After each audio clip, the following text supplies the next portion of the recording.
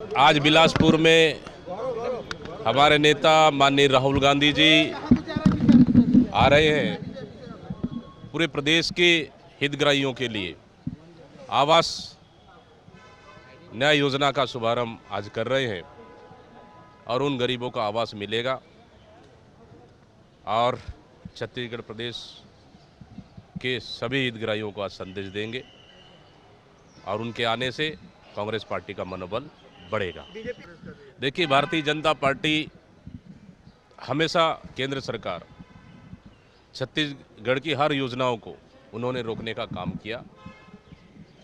इसलिए छत्तीसगढ़ सरकार ने अपने बलबूते पर बहुत सारी योजनाओं को संचालित कर रही है और आगे भी करेगी। आज बिलासपुर में हमारे नेता माननीय राहुल गांधी जी आ रहे हैं।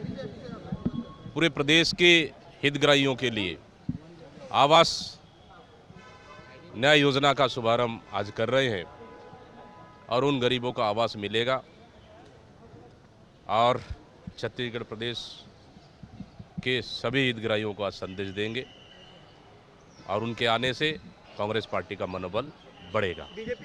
देखिए, भारतीय जनता पार्टी हमेशा केंद्र सरकार छत्तीसगढ़ की हर योजनाओं को उन्होंने रोकने का काम किया।